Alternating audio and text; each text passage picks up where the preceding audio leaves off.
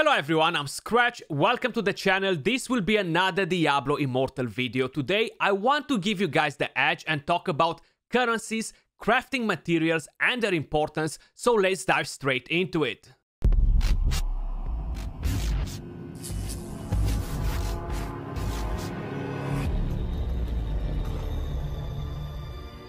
It's very important to know that our progression is deeply tied to currencies and crafting materials, so it's crucial to know everything about them if you want to have that extra advantage when you start the game. How many different currencies we have, how can we acquire them, how rare they are, because some of them are scarcer than the others, and of course, where we can use or spend these currencies and crafting materials. Now, if you want to find out more things about Diablo Immortal, consider in subscribing.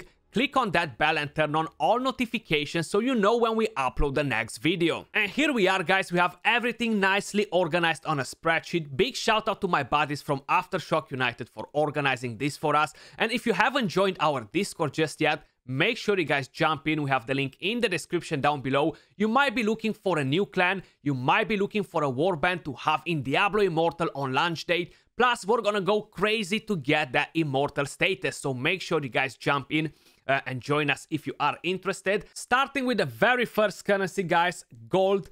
Perhaps the most quintessential currency in Diablo Immortal, is used for so many different things, and most importantly, for the blacksmith upgrades. We can acquire this by killing monsters, probably the best source of income, by completing bounties, completing dungeons, and from the weekly immortal rewards. We can then use it at the blacksmith, on the rarities and antiques, or on the clan foundation.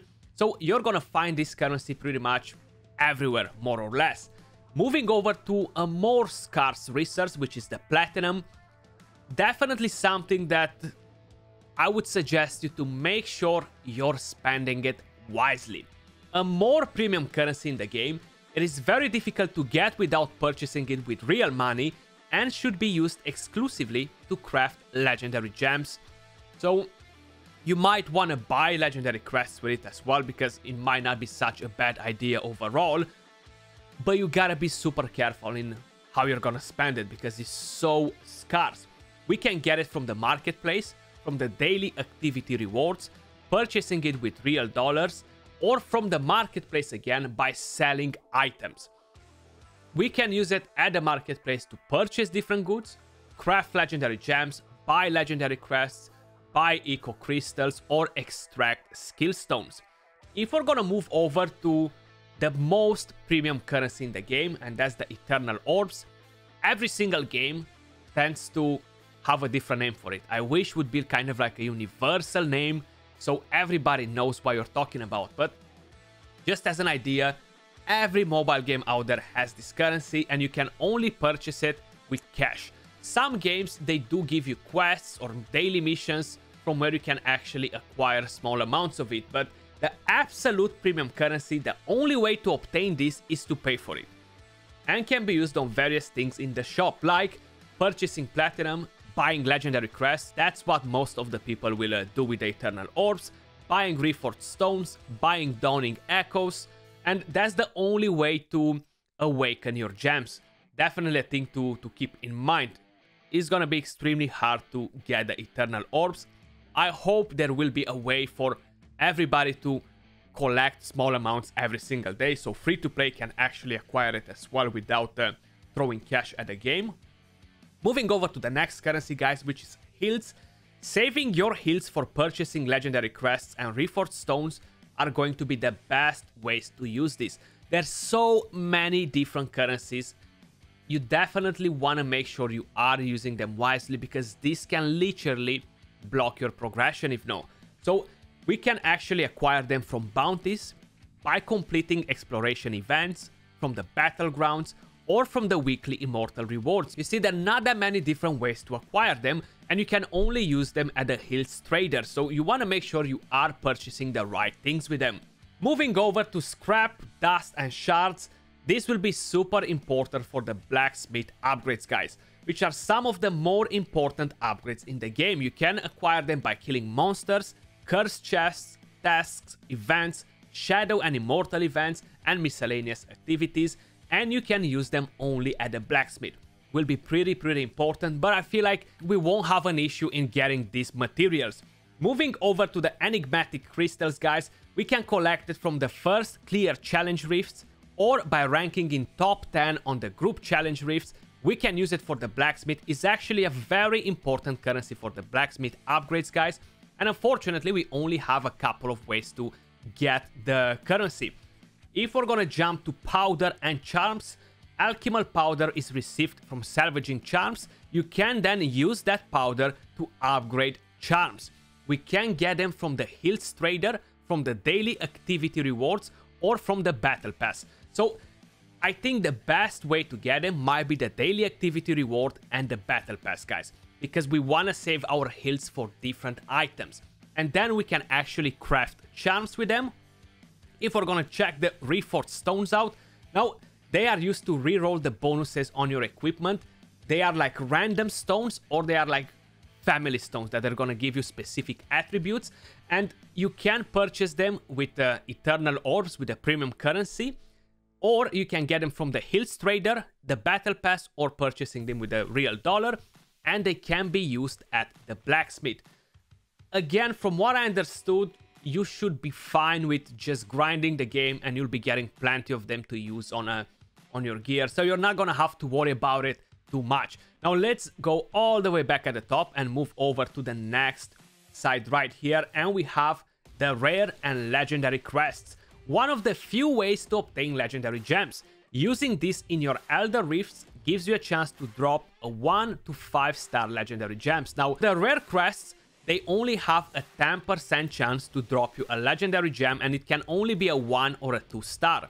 While the legendary crests, they guarantee you a legendary gem, and it has around the 0.5% chance to drop a 5 star gem. That's, if I'm not mistaken, I think it's a 0.5%, but we do have a mercy system for it. So if you're gonna go in and use 40 legendary crests without actually dropping a 5 star gem, you're gonna get one guaranteed after. So that's one good thing to keep in mind. They are pretty expensive to use though, around $24 for 10 crests, so around $2.4 per legendary crest.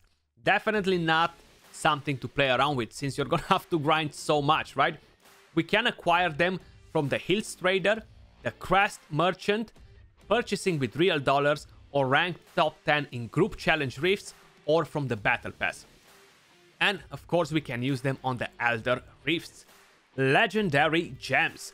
One of the main upgrades attached to your legendary items. They are very difficult to obtain and difficult to upgrade. We can acquire them by using crests in the Elder Rifts, from the battle pass, from the Hills Trader, or by crafting them, and we can purchase them with platinum from the marketplace. Now we can actually use them to craft our gear or sell them into the marketplace. Moving over to the Fading Amber. The Fading Amber is one of the best ways to upgrade your legendary gems by purchasing legendary gems from the trader. We can acquire them from crests in the Elder Rifts and use them on the Fading Amber trader. Now, you can acquire them, for example, let's just say you're a free-to-play player, or you're just a random player. You're gonna play with other people that use legendary crests. Whenever somebody else is using a crest, you're gonna receive Fading Amber next to whatever other rewards you're gonna get.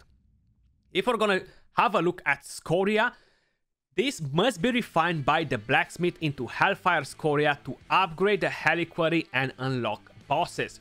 We can receive it from the daily activity rewards and from the battle pass, and it can be used on the blacksmith. Moving all the way to runes, you could sell those on the marketplace, but you'll generally want to use this to craft legendary gems. So don't just waste your runes, guys. Don't go out there on the market and try to sell your gems or your runes. You definitely want to keep them because they're very important for upgrades. We can acquire them by using crests in the Elder Rifts, from the Fading Amber trader, or by purchasing them from the marketplace, and we can use it to craft or to sell them on the marketplace. Moving over to the Raw Essentia, the only use for this is the ability to progress the Immortals. We can acquire it by completing Immortal quests from the Hills Trader, and it's gonna contribute to the Immortals. That's how you're gonna use it. And we have the normal Essentia. As the Immortals, you are able to unlock Keon's Ordeal and obtain unique rewards. We can acquire it by contributing to the Immortals or by raiding the vault, the Immortal Vault, and we can use it in the Keon's Ordeal. If we're gonna move over to the Dawning Echo, we can only purchase this with real dollar, aka Eternal Orbs. The only way to awaken a piece of gear after ranking up the legendary gem in the piece of gear to level 10. So this is the pay to win wall. I really hope that they reconsider this and they're gonna introduce a way to earn it by just playing the game, even if it's gonna be a very scarce resource. At least either add them to the battle pass, either just give us some sort of quests, mission during your campaign or something that will reward you with some of this, and let us earn some of them every now and then, because it's just not good for any game to have a thing that can only be purchased with real money.